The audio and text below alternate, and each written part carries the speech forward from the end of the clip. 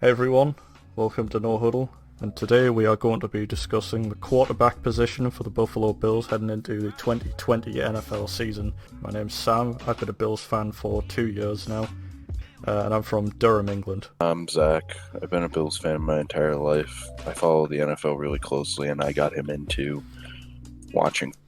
So it starts off, we're gonna go in order of depth, so we're going to start with Josh Allen, then we'll move on to Matt Barkley, and everyone beyond Matt Barkley, basically, who will be contending for a third string job, anyone that could potentially take over in a second string job if Matt Barkley leaves, if that happens. And then we'll also discuss potential moves and changes at the positions that we might like to see, or we might dislike to see. Some moves that we would really, really dislike to see. So to start off with Josh Allen, the one thing that stuck out to me was his improvement in year 2.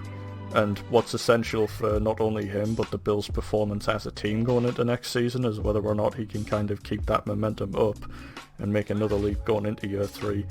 If he doesn't, we risk seeing another stagnant offense that can't get points on the board in key situations. This entire team is dependent on Josh Allen improving and playing well. Mm-hmm. This entire team is a Super Bowl roster. Whether people agree or not, it just is. It's like with the exception of like special teams, like I mean, even then we've made additions there. But yeah, from top to bottom, we're a Super Bowl contending team. Yeah, the only question mark is quarterback, and if Josh Allen can't perform at quarterback, we're not going anywhere. Mm-hmm. And he has improved with with his 2 seasons so far, and he has to improve again. And he doesn't just have to improve; he has to improve by, in my opinion, a wide margin. We can't have these mistakes next year. Mm-hmm. We can't have him lateraling the ball in a playoff game, or throwing a deep 40-yard pass to Patrick DeMarco, our fullback, in double coverage. Yeah, I don't know what that was, man. I mean, he might have only done it once, but like, I mean, you don't throw jump balls to fullbacks. Well, he does. He has great games, like the Giant game. Oh, he can deal with when he gets in the zone. It's just like, or the Cowboy. He's had great games. It's just that he is either the reason why we play really well and the team is together, or he brings the entire team down. There's no in between. Each quarter is either, wow, look at Josh Allen, or oh my God, what is Josh Allen doing? There's no in between for him. There's never a game where he's just there, and I mean there is, but it's not very common. In my opinion, it's either, wow, he just threw an amazing touchdown, or wow, how did he throw that interception? And it's not good. And he needs to become a decent quarterback and just be average. He doesn't need to do anything with this team. Our defense is either 1, 2, or 3 next year, without question. And Josh has a 1 or 2, 3 defense, a number 1 receiver now that's definitely top 10, a good number 2 receiver, and a good number 3 receiver. What he needs to do is, 1, I hate people who say that his problem is his intermediate and short range passes. That's not his problem. No, it's not. He's flipped. Like last year, he could throw a good deep ball, but he wasn't good short. Now he's pretty good short and absolutely horrible deep. We had some up and some down, but there were a few cases where it's like, come on, man, John Brown's wide open. Why aren't you putting that on him? He's putting it like 5 yards over the guy. Everyone on Twitter has a field day with this shit. Where they're like, wow, look at this clip of Josh Allen overthrowing his receivers. And it's like, fair enough. I don't agree with people that say that critics of Josh Allen just cherry pick. Sometimes, like, you can't look at footage like that and think this guy doesn't overthrow his receivers. Like, I'm a fan of Josh Allen, but you've got to accept his weaknesses. His deep ball is absolute. It's fucking raw. Like, I'll get the Gordon Ramsay clip in the video. I'll just cut it. Fucking raw. Like, that's literally what his deep ball is. It hurts to watch sometimes. His deep ball. We should have blown people out this year if he could hit the deep ball. He's got a cannon. He can do it. Like, we should have blown people out like 40 to like 12 last year, but every single game has been close because he doesn't hit the throw that he's supposed to. You remember last year, the Jags game, where he's going down in the pocket. Stepped up in the pocket. He's full on surrounded. He's like General Custer at the Little Bighorn. So, he's in the pocket, and then he absolutely, like, fucking airs it out. And that's an example of Josh Allen being able to make a good deep ball. And it's something that he just couldn't do this season. Yeah, and I mean, he hit one when I was at the game completely hammered in the Broncos game with John Brown.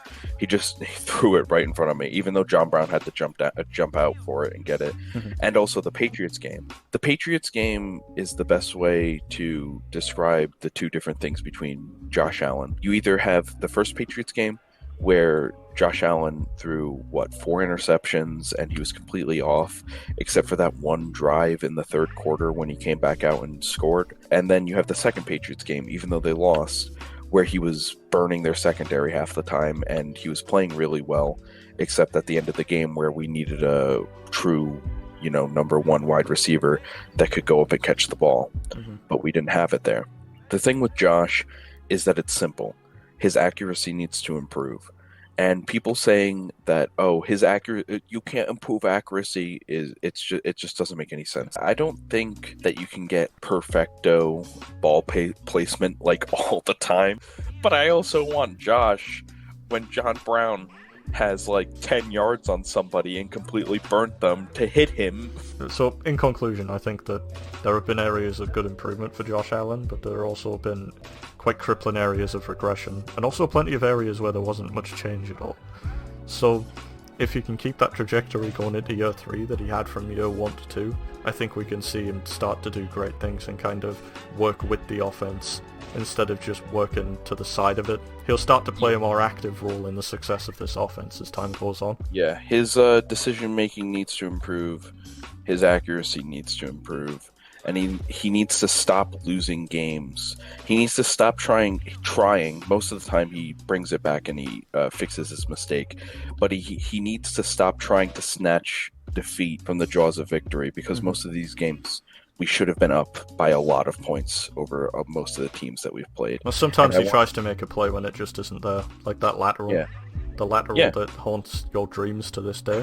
Yeah, because I thought we were going to win that game. There was no excuse for us to lose that game. Mm-hmm. And the problem is also with that game that people forget that a lot of the wide receivers should have been catching the ball instead of dropping them for really wide open passes that he was actually hitting. He just needs to stop panicking. His mechanics are good. I like most of his mechanics. It literally just comes down to 2 things: decision making and accuracy, and that's it. Now to talk about the man behind Josh Allen, Matt Barkley. And for me, the one thing that comes to mind about Matt Barkley is that we have 2 interesting case studies of what he can be for this team. Case study number 1 comes from last season, the Jets game, where he absolutely lit up.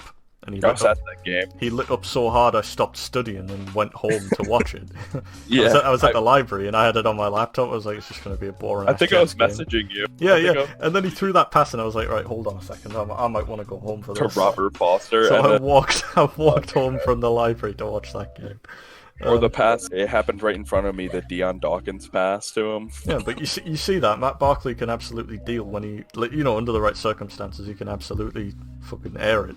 Yeah. And then the second case study is when he came in for Josh Allen in the first Pats game this season. And he couldn't get much going at all. There was no life in the offense when Barkley was on the field. Not to say there was much life in the offense when Allen was on the field. But, Barkley left a bit to be desired, and really it's like, can you bring him in all situations and expect him to do well? Probably not. Even though Matt Barkley is, even though Tyrod Taylor is a better quarterback than Matt Barkley, they both suffer from the same syndrome from the fans, where they have a couple good games and then everybody thinks that they're God and that they need to. Oh yeah, don't get it twisted. If you're saying start Barkley over Allen, you probably got a hole in your skull. Like, I try not to get his into completion percentage is similar to Nathan Peterman's. I'm pretty sure. He's a good backup. Just let him be a good backup. Yeah, I really liked him when he played at USC. I think that we could get a new second string quarterback to replace him. Mm-hmm. You have a few guys in mind from the draft, don't you? Yeah, I really like Nick Stanley. What I college think is he out of? He's from Iowa. I really like his accuracy down the field. I like how he zips the ball. I like his arm talent. I think it's great. Well, where do you see him falling in the draft if he's a potential starter? And I think he's literally just Gardner Minshew 2.0. What? So you think he's like a third to fifth round guy? No, he's going to be like a sixth rounder in my opinion. He's going to fall. The thing is that when he does fall, whoever gets him, they're going to get a decent quarterback. Everybody's overlooking Nick Stanley the same way that they looked over Gardner Minshew. Everyone's talking about, Joe Burrow and Tua and Jalen Hurts right now. Yeah, even though and Jacob Eason and all those guys falling. Love, all those dudes. Yeah. Even though Jordan Love's going to get taken by the Chargers. The thing is, when it comes to Nick Stanley, he is going to be a good quarterback in the NFL. From what I've watched him play at Iowa, and I just like Nick Stanley, and I think he's the sleeper of this draft. Except I don't think we're going to get him. I think a quarterback that we are going to get, though, is Cole McDonald from Hawaii. I really like Cole McDonald from Hawaii, even though he has a lot of issues when it comes to accuracy and decision-making and mechanic. The thing is that Cole McDonald, if he sits on a roster for 2-3 years doing absolutely nothing and he's just learning, he has the athletic ability and potential to be an amazing quarterback in the NFL. Except that he has bust written all over him, but he can still come back from that and be a good quarterback in the NFL. And then Buffalo Fanatics was talking about James Morgan from, I think, Florida International. All right, so there's some potential late round, but like maybe even undrafted free agent guys. Just watch anything from Nick Stanley, and you'll see that he has a whole bunch of potential. And in my opinion, and Cole McDonald, you can watch any of their stuff. They both have the ability to be NFL quarterbacks if they're given time to become NFL quarterbacks. In the right environment, they could bloom into something good. All right, yeah, that about covers it. I would say that summarizes at least my thoughts on the QB position going into this next season. Yeah, I mean, we aren't like NFL experts, but I don't think you need to be a rocket scientist to understand a lot of it, and I think it's easy to have an opinion on this stuff. Yeah, I'm not like being paid to have an opinion on it, but yeah. We probably wish we were. Jesus Christ. Yeah, with how much I watch and look stuff up and constantly like analyze stuff, yeah, I probably should. All right, well, thanks for watching, everyone. We hope to see you next time when we discuss the rest of the Bills' offense. We devoted this much time to quarterbacks just because of how strongly we thought about it. Yeah, we didn't want it to be a 40-minute video. Yep. Thanks a lot, everyone. We'll see you next time.